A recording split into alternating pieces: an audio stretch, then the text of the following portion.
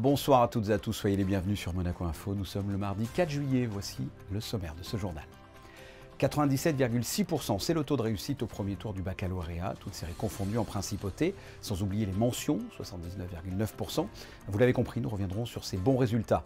Nous sommes le 4 juillet, jour de l'Independence Day. Nous recevrons le spécialiste des États-Unis, Dominique Simonet. Autre invité, le commandant Stéphane Vincent, concernant les différents types d'interventions des sapeurs-pompiers de Monaco lors de la saison estivale. Le navigateur Boris Herman est de retour en principauté après avoir participé à l'Ocean Race. Nous vous présenterons une double exposition à l'occasion de la Monaco Art Week avec pour thème la peinture et la lumière. Et enfin, focus sur une discipline parfois moquée mais ô combien sportive, la pole dance. Les résultats du baccalauréat 2023 sont tombés. C'est encore un grand cru pour les lycées de Monaco. 98,7% des élèves de la série générale ont réussi leur examen au premier tour avec 263 mentions. 98,1% de réussite dans la série technologique et 92,9% pour la série professionnelle. Nous reviendrons sur ces résultats dans le journal de 19h mercredi avec Isabelle Bonal. Mais tout de suite, je vous propose de revivre la joie des élèves qui ont découvert ce matin qu'ils avaient obtenu leur bac. Patricia Navarro et Hugo Comassa étaient à leur côté. De l'attente, du stress et puis la délivrance ou la déception, la proclamation des résultats du baccalauréat constitue toujours un mélange d'émotions dont on se souvient toute une vie. Alors qu'il est désormais possible de consulter ces résultats à distance, quelques lycéens ont tout de même fait le choix de vivre ça ensemble à l'entrée du lycée Albert Ier où les listes étaient affichées. Là, du coup, on attendait depuis 10h30 et donc là, ouais, c'est toujours c'est impressionnant de voir son nom écrit, quoi. Je suis très contente. J'avais un petit peu peur quand même toujours, même si bon, moi c'était plus une histoire de mention, mais bon, j'avais quand même hâte de savoir, un peu impatiente. Donc je suis contente au final, je suis très contente. C'est sûr que la veille, on a toujours un petit doute, un peu du mal à dormir, un peu stressé. Beaucoup d'émotions, franchement, on est content que ça soit enfin fini depuis des années qu'on nous en parle de ce bac. Mais je suis content, ce soir on va boire un petit coup de champagne et voilà. Hein. Et aux côtés des élèves, leurs professeurs qui ont tenu à être là pour cet accomplissement après 3 années au lycée. On est fiers d'eux, donc on est impatient aussi d'avoir leurs résultats et puis d'avoir leurs notes et en savoir un petit peu plus. Et avec plus de 98% de réussite au bac général et au bac technologique au premier tour dans les lycées de Monaco, dont le lycée Albert Ier, c'est l'excellence du système éducatif monégasque qui est soulignée, mais aussi l'engagement des enseignants et des proviseurs dont un était particulièrement ému aujourd'hui. Il y a une élève parmi tous ces élèves de terminale qui m'est chère puisque c'est ma fille. Elle a réussi son bac avec la mention très bien, donc le proviseur est très content pour l'ensemble des élèves et le papa est très content et très fier de sa fille. Et au total, à l'issue de ce premier tour, le taux de réussite, toutes séries confondues, est à Monaco de 97,6%, alors que plus de 79% de ces jeunes bacheliers ont obtenu une mention, dont 18% la mention très bien. Ils interviennent lors d'incendies, lors d'inondations, dans des accidents de la circulation et dans bien d'autres cas encore. Les pompiers sauvent quotidiennement des vies. Quels sont les différents types d'interventions en fonction des périodes de l'année? Pour y répondre, nous sommes avec le commandant Stéphane Vincent. Bonsoir. Bonsoir. On le sait, le corps des sapeurs-pompiers de Monaco est sollicité 24 heures sur 24, 7 jours sur 7. Mais j'imagine que les missions changent un peu en fonction de la période de l'année. Si les missions, globalement, ne changent pas forcément, par contre, l'intensité et le nombre d'interventions augmentent quand même pendant la saison, qui, paradoxalement, à Monaco, débute plutôt mi-mai pour s'arrêter mi-fin août, avec donc une augmentation de l'activité, notamment sur le secours d'urgence à personne. Et les types d'interventions sont les mêmes en fonction de l'année ? La catégorie d'intervention est la même, c'est-à-dire qu'on fait quand même plus de 80% de secours d'urgence à personne. Par contre, c'est les types d'interventions qui sont un peu différentes. On fait un peu plus de malaise, un peu moins de traumatologie, mais un peu plus de malaise, souvent lié au climat, donc la chaleur et surtout l'humidité en principauté de Monaco. Quels sont d'ailleurs les conseils que vous pourriez donner aux téléspectateurs pour éviter de vous faire intervenir sur des interventions qui pourraient être évitées comment dire, vaut mieux prévenir que guérir. Quels sont les conseils que vous pourriez donner? C'est toujours un petit peu les mêmes conseils, c'est-à-dire qu'il faut s'hydrater régulièrement, il faut plutôt se protéger avec de l'ombre. Si on peut éviter, mais bon, ça ne s'adapte pas aux touristes, c'est plutôt pour les locaux, éviter de sortir dans les périodes de forte chaleur et plutôt privilégier le matin ou la fin d'après-midi. Et après, porter un chapeau, une casquette de façon à se protéger. Et puis bon, c'est la région, hein, s'octroyer des moments de détente et s'hydrater régulièrement. Il y a un gros dispositif l'été en termes de pompiers ou ça ne change pas? Non, nous avons la même couverture opérationnelle. Par contre, nous sommes toujours vigilants. Le statut de militaire nous impose d'être disponible 24 heures sur 24, même nos jours de repos. Et donc, on a une capacité de montée en puissance qui est importante en cas d'événement. Quelles sont les plus grosses périodes, les plus grosses charges de travail pour vous dans l'année? Le Grand Prix peut-être? Le Grand Prix, bien évidemment, et notamment, donc, outre les épreuves automobiles, mais surtout les festivités nocturnes, génèrent beaucoup d'interventions. Et là, la problématique, elle est plutôt liée aux soirées festives et donc à l'abus d'alcool, plutôt que d'interventions majeures. Par contre, c'est vrai que comme nous sommes à 100% sollicités sur les épreuves automobiles, l'enchaînement avec les nuits est de temps en temps compliqué. Mais avec nos partenaires, hein, la Sûreté publique, la Croix-Rouge monégasque, nous arrivons à faire face. Récemment, le corps des sapeurs-pompiers et la principauté dans sa généralité ont été touchés par des drames hein, avec les pompiers qui ont été fauchés sur une route il y a 2 ans, je crois, et la disparition du sergent-chef Thierry Perrard, mort au feu. Est-ce que vous êtes relevé de ces terribles épreuves? Alors, on ne peut jamais totalement se relever de ce genre d'épreuves, surtout qu'on les a enchaînés très rapidement. On vient d'honorer le sergent-chef Thierry Perrard, puisque sa disparition date de tout juste 1 an. On va arriver aux 2 ans de l'accident qui a coûté la vie à 2 de nos camarades. Donc, bien sûr que c'est compliqué de se relever, mais il a fallu faire son deuil. Le corps des sapeurs-pompiers ne peut pas se permettre de rester apitoyé sur son sort. Par contre, nous avons le devoir d'entretenir ce devoir de mémoire, et notamment pour les gens qui ne les ont pas connus, perpétuer l'histoire et expliquer qui étaient ces garçons, et entretenir, comme je vous ai dit, même si je me répète, le devoir de mémoire, c'est important. C'est très important. Les pompiers sont sollicités 24 heures sur 24 pour notre bien, il y va parfois de votre survie. Merci d'avoir répondu à mes questions. Merci à vous. L'actualité en bref, le ministre des Affaires sociales et de la Santé, Christophe Robineau, a rencontré lundi son homologue français Olivier Dussopt, ministre du Travail, du Plein Emploi et de l'Insertion. Ces échanges ont permis d'évoquer un certain nombre de sujets d'intérêt comme les prises en charge au titre du chômage et de la formation des salariés et la question particulière du secteur des transports routiers. Et l'info qui était attendue est désormais officielle. Adi Hütter succède à Philippe Clément. L'Autrichien de 53 ans est le nouvel entraîneur de l'AS MFC pour une durée de 2 ans. Ce changement est dû, vous le savez, à une mauvaise fin de championnat marquée par 5 défaites, un match nul et une victoire lors des 7 dernières rencontres, ce qui a fait perdre à l'ASM 2 places pour finir 6e au classement. Adi Hütter, le nouveau coach, est passé entre autres par le club de Salzbourg, Berne et Francfort. L'Ocean Race, la course autour du monde en équipage et par étapes, s'est terminée il y a quelques jours. Les 5 membres du team Malizia célèbrent leur victoire au Yacht Club de Monaco. Vainqueurs de la 7e et dernière épreuve, ils ont fini 3e au classement général. Émilie Terrasson est allée recueillir les impressions de Boris Herrmann, le skipper du voilier, sur des images du Cocomassa. Team Malizia est sur le podium d'une régate, d'une course au large, un des plus mythiques. Il y a 50 ans d'histoire et vraiment une très belle tradition avec cette course en équipage autour du monde. Être sur le podium, ça me rend très fier. Et justement, vous êtes en équipage pendant plusieurs jours. Est-ce que vous avez quelques anecdotes de la vie à plusieurs? Oui, il y a des anecdotes. Donc, il y a 4 navigants qui manœuvrent le bateau. Entre eux, au moins une fille. On était parfois 2 filles à bord. Donc on a le droit à changer entre les 7 escales. On peut échanger des équipières aux équipiers si on veut. Et il y a une 5e personne à bord, c'est le caméraman. Et lui, il nous dit, il n'arrête pas à nous dire dépêchez-vous, je ne suis pas là pour filmer les losers. Et lors de sa venue au Yacht Club, le skipper allemand a annoncé sa participation à la Transat Jacques Vabre avec Will Harris. En rugby, le 15 de France est actuellement en stage à Monaco en vue du prochain mondial en septembre. Cette préparation est très importante pour les joueurs. Il va y avoir un premier travail de sélection pour ne garder que les meilleurs à chaque poste. Sur 42 joueurs, la liste va se réduire à 33 rugbymen le 21 août. Diffusion événement sur Monaco Info ce mercredi à 21 h. Retrouvez un documentaire inédit sur la saison historique de la Roca Team en Euroleague. Avant d'écouter son réalisateur Yannick Debever, je vous propose de regarder la bande-annonce. this whole season since Romeo, it's really been insane. The fighting spirit or not giving up spirit was always high.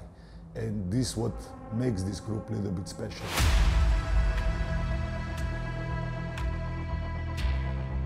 You really figure out who you are when adversity hits.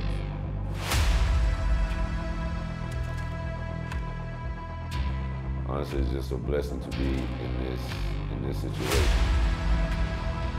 This is your family for like 10 months. There you go.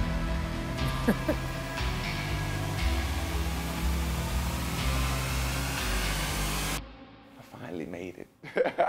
I finally made it, man.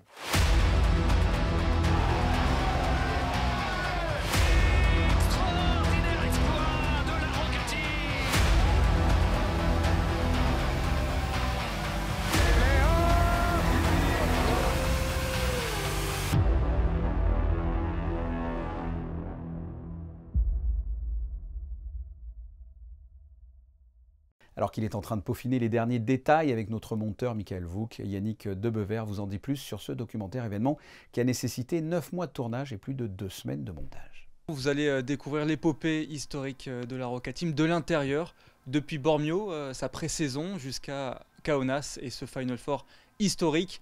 Ce résultat, le meilleur résultat d'un club du championnat de France depuis 1993. Vous allez suivre ça avec toutes les difficultés qu'ont rencontré les Roca Boys pour arriver finalement au summum et au sommet de l'Europe. Avec également beaucoup d'humanité, j'imagine, dans ce docu. C'est ça, le fil rouge, la base de ce documentaire, c'est la fraternité, les relations qui se sont très vite créées entre les joueurs et qui leur a permis d'aller aussi haut en Europe. Rendez-vous donc ce mercredi à 21 h sur Monaco Info. Nous sommes le 4 juillet, une fête, vous le savez, très importante pour les États-Unis. Comment les Américains vivent-ils cette journée? Le pays s'est-il apaisé après la tornade Trump qui a, on peut le dire, divisé l'Amérique? Pour répondre à ces questions, nous sommes avec le journaliste écrivain Dominique Simonet. Bonsoir. Bonsoir. Nous sommes le 4 juillet. Qu'est-ce que représente cette fête pour les Américains? C'est important? Ah oui, c'est un grand jour pour les Américains. C'est la fête de l'indépendance. C'est en fait la naissance de la nation. C'est la naissance des États-Unis. 4 juillet 1776, ça correspond d'une certaine manière pour les Français au 14 juillet 1789. C'est le moment aux États-Unis où les représentants des colonies, il y avait 13 colonies à l'époque, se sont réunis et ont rédigé, avec la plume de Thomas Jefferson, ont rédigé la déclaration d'indépendance et se sont donc émancipés de la vieille Europe et de l'Angleterre. Donc c'est la grande naissance des États-Unis. C'est d'une certaine manière un anniversaire, c'est l'anniversaire de la nation. 3 ans après la crise sanitaire, comment se portent les États-Unis? Se sont facilement relevés? C'est une bonne question. En 2023, là, effectivement, la question se repose, et particulièrement avec cette date du 4 juillet. Ils vont pas très bien, les États-Unis. On voit bien qu'il y a des tensions très fortes. On voit qu'il y a une période de Donald Trump qui n'a pas été, on peut le dire, pas très flamboyante sur le plan de la démocratie. C'est quand même une période assez qu'on peut qualifier de populiste. Et on voit là une configuration assez étonnante quand même et qui ne plaît pas beaucoup aux Américains, d'avoir peut-être comme adversaire Joe Biden, l'actuel président des États-Unis, et l'ancien président de Donald Trump dans un peu plus d'un an, 2024. Et ça ne plaît pas beaucoup aux Américains. Et on voit que la démocratie ne fonctionne pas très bien justement sur ce plan-là parce qu'elle n'arrive pas à se retrouver des représentants qui puissent satisfaire une majorité d'entre eux. Les deux partis ne sont pas contents, d'une certaine manière. Pas contents du côté démocrate parce que Joe Biden est handicapé par son âge, il faut bien le dire, il aura 82 ans en 2024. Ça veut dire que c'est quand même beaucoup, donc il y a quand même des craintes sur sa capacité d'aller jusqu'au bout. Et Donald Trump, lui, on voit bien, il est accablé par les affaires, il a une attitude qui est très antidémocratique et un certain nombre de républicains souhaiteraient ne pas l'avoir comme candidat. Cela dit, Donald Trump a à peu près 30% de fidèles au sein de l'électorat républicain et ces 30%-là, d'une certaine manière, il s'en sert comme des otages pour monnayer sa candidature au sein du Parti républicain. Donc, ça se présente. pas très bien sur le plan de la démocratie, c'est le moins qu'on puisse dire. Mais ça laisse le champ libre à des nouvelles têtes, ça, non? Ben, écoutez, non, parce que du côté démocrate, Joe Biden, c'est le président. On ne va pas contre le président. Il y aura des primaires symboliques, mais en fait, il n'y aura pas de primaires, ce qui est un avantage d'ailleurs, hein. C'est un avantage pour Joe Biden parce que de l'autre côté, ça va être Donald Trump qui va donc, qui est donc candidat à l'investiture républicaine. Mais là, il y a beaucoup d'autres candidats qui font pas tellement le poids actuellement dans les sondages par rapport à lui, mais il y a beaucoup de candidats. Ça veut dire que les primaires républicaines, ça va quand même être assez. Les candidats potentiels vont se déchirer. Et donc, ça augure mal des débats politiques au sein des Républicains. Et les questions, pourtant, sont fondamentales. On le voit, il y a des questions de société sur l'avortement, sur la diversité, il y a beaucoup de... Évidemment, il y a l'international, il y a la question de l'Ukraine qui pèse, parce que là, les deux parties risquent de diverger. Justement, effectivement, il y a une grosse tension internationale, que ce soit, vous l'avez dit, avec l'Ukraine, la Russie, évidemment, la Chine. On n'est pas dans un état de guerre, mais c'est quand même très tendu, ça. C'est inquiétant, selon vous?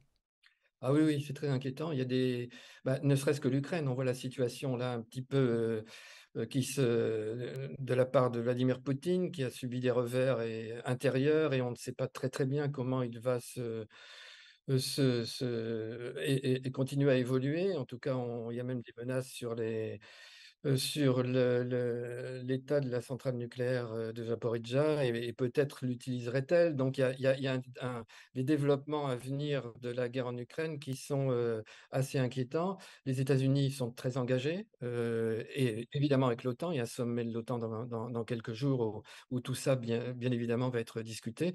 Et il y a la question de la Chine qui est aussi qui a une attitude très hégémonique, qui pose un réel problème. Les États-Unis auraient bien voulu d'ailleurs plutôt s'intéresser uniquement à ce qui se passe en mer de Chine et dans l'Indo-Pacifique, plutôt que de revenir en Europe. Mais bon, les événements ont fait qu'ils sont revenus, et que l'OTAN et l'Alliance Atlantique, d'ailleurs, on parlait des deux démocraties tout à l'heure, avec la française, l'alliance transatlantique s'est renforcée. Mais la situation mondiale est inquiétante. La situation des démocraties à l'intérieur des démocraties est aussi inquiétante. C'est le cas aux États-Unis, c'est le cas en France. On le voit aujourd'hui avec les émeutes. Il y a un malaise démocratique. Donc, à la fois à l'intérieur et à l'extérieur, c'est vrai que cette élection-là qui s'annonce en 2024 sera très, très importante. Dominique Simonet, merci encore une fois pour votre analyse concernant cette vue des États-Unis en 2023. Merci beaucoup. Merci à vous. En amont de l'inauguration de la 5e édition de la Monaco Art Week qui démarre aujourd'hui et se terminera le 9 juillet prochain, Justin Hadel et Alban Gingembre ont eu l'occasion de visiter 2 expositions placées sous la même thématique, les peintres et la lumière. Reportage. Apporter de la lumière au sein d'une peinture n'est pas si simple. L'impressionnisme est un style où cet aspect a une place importante et nombreux sont les peintres à s'y être essayés. À l'occasion de la Monaco Art Week, Ward Moretti met à l'honneur ce courant dans la galerie Moretti Fine Art, en complément de l'exposition sur Monet au Grimaldi Forum. On commence avec les autres impressionnistes, alors Renoir, Sisley, Toulouse-Lautrec et les autres post-impressionnismes, Bonnat, Nabi, Vuillard, Millet, qui est au début d'impressionnisme, aussi Courbet. On a aussi les pointillistes comme Cross et Bremer. On a beaucoup de Renoir, alors pour commencer, on a une chambre de Renoir ici. Un peu plus loin, dans la galerie Sotheby's, des œuvres inédites de Marc Chagall sont exposées. Ce n'est pas de l'impressionnisme et pourtant, à travers ses peintures et notamment les couleurs, l'artiste fait apparaître une forme de lumière. Ces 2 expositions font partie intégrante de celles participant à cette semaine de l'art en principauté. À cette occasion, de la lumière, vous en trouverez, oui, dans d'autres galeries d'art. Le grand cordon d'or de la cuisine française a organisé sa traditionnelle soirée de gala lundi à l'hôtel Méridien Beach Plaza à l'occasion de l'intronisation de nouveaux membres au sein de la confrérie. Ce sont en tout 21 nouveaux récipiendaires. Et dans le domaine sportif, 5 carabiniers accompagnés de 2 femmes ont réalisé l'exploit de valider ce que l'on appelle les 7 majeurs, 7 cols mythiques à vélo, Le Var, Izoard, Aniel, Sampère, Fonniera, Bonnette et Lombarde, soit 10 000 mètres de dénivelé positif sous la pluie et le froid. Ces 7 aventuriers se retrouveront très prochainement au Quai des Artistes pour la remise d'un chèque de 7 000 € au profit de Fightets Monaco. Du pole dance. Un sport encore trop souvent dénigré, et pourtant c'est un mélange de danse et de gymnastique. Aujourd'hui, de nombreuses compétitions sont organisées partout dans le monde. La Principauté a elle-même été représentée dans des compétitions de pole dance internationales en Italie et en France. Découverte de ce sport et de ses performeuses avec Émilie Flamin et Alban Gingembre. Les gestes sont précis, le corps est gainé. Cassandra s'entraîne depuis 7 ans, une passion qu'elle a voulu transmettre. J'ai commencé à un enterrement de vie de jeune fille, c'est comme ça que j'ai découvert. Ensuite, je me suis inscrite dans un studio qui était à Saint-Roman et je suis réellement tombée amoureuse de sport et du coup j'ai commencé à m'entraîner toute seule. Les femmes qui viennent essayer me disent souvent « j'ai toujours voulu essayer mais j'ai jamais eu le courage » et là je sais pas, je me suis donné le courage et en fait c'est juste ça. Et le courage, Aurélie l'a eu. Après des heures et des heures de cours, elle a gagné la compétition internationale Pole Arts Italie et est arrivée en 3e position au championnat de France Pole Dance Sud-Est. J'ai découvert ce sport-là et puis c'est un bon combiné entre la danse, la gym, c'est très gracieux, ça te challenge beaucoup aussi, donc c'est ça qui est vraiment très agréable. Et il y a toujours une bonne ambiance, enfin voilà, c'est un endroit où on se sent bien et tu peux toujours performer, faire des choses simples et voilà, tu peux toujours aller plus loin. Et ensuite, de toute façon, ça devient une addiction, la pole dance, donc quoi qu'il arrive, on aura envie d'en faire toujours plus. Les compétitions permettent aussi d'enlever les stéréotypes de ce sport encore trop souvent mal vu. L'histoire de la pole dance, elle part du striptease et il faut surtout pas l'oublier, ça fait partie de l'histoire. Après, par contre, elle a été complètement changée dans le côté sport et maintenant c'est vraiment un sport à part entière où on a une préparation physique qui est très importante, on a des juges, on a des compétitions. Comme je vous ai dit, on essaye de rentrer, les fédérations du monde de pole dance essayent de rentrer dans les Jeux Olympiques. Un sport qui fait aujourd'hui partie de la Fédération française de danse et qui est même accessible à partir de 8 ans. Faisons un point sur les prévisions météo avec vous, Vanessa Dessy. Bonsoir. Bonsoir Fabien, bonsoir à tous. Pas de grands changements notables, le temps restera légèrement couvert, les températures iront de 19 à 25 degrés, le soleil se lèvera à 5h52 et se couchera à 21h16 et nous fêterons les Antoine. Merci Vanessa. Je vous l'ai dit dans ce JT, les joueurs du 15 de France se préparent pour le mondial de septembre et pour cela, ils sont ici en ce moment à Monaco et ça vaut bien une fin de journal avec de belles photos de Manuel Vitali. Cette édition s'achève, on se retrouve demain, même lieu, même heure. Je vous souhaite de passer une excellente soirée. Au revoir.